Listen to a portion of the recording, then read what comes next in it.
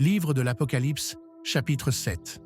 Après cela, j'ai vu 4 anges debout aux 4 coins de la terre, maîtrisant les 4 vents de la terre pour empêcher le vent de souffler sur la terre, sur la mer et sur tous les arbres. Puis, j'ai vu un autre ange qui montait du côté où le soleil se lève, avec le sceau qui imprime la marque du Dieu vivant. D'une voix forte, il cria aux 4 anges qui avaient reçu le pouvoir de faire du mal à la terre et à la mer. Ne faites pas de mal à la terre, ni à la mer, ni aux arbres, avant que nous ayons marqué du sceau le front des serviteurs de notre Dieu.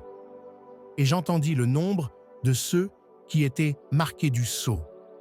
Ils étaient 144 000 de toutes les tribus des fils d'Israël.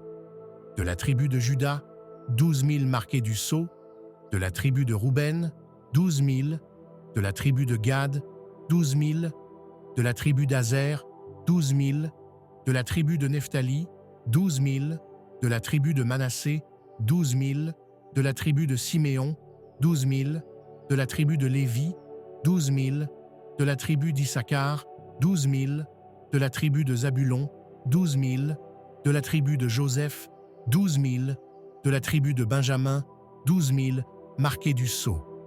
Après cela, j'ai vu, et voici une foule immense que nul ne pouvait dénombrer, une foule de toutes nations, tribus, peuples et langues. Ils se tenaient debout devant le trône et devant l'agneau, vêtus de robes blanches, avec des palmes à la main. Et ils s'écriaient d'une voix forte, « Le salut appartient à notre Dieu qui siège sur le trône et à l'agneau. » Tous les anges se tenaient debout autour du trône, autour des anciens et des 4 vivants. Se jetant devant le trône, face contre terre, ils se prosternèrent devant Dieu. Et ils disaient « Amen ». Louange, gloire, sagesse et action de grâce, honneur, puissance et force à notre Dieu pour les siècles des siècles. Amen.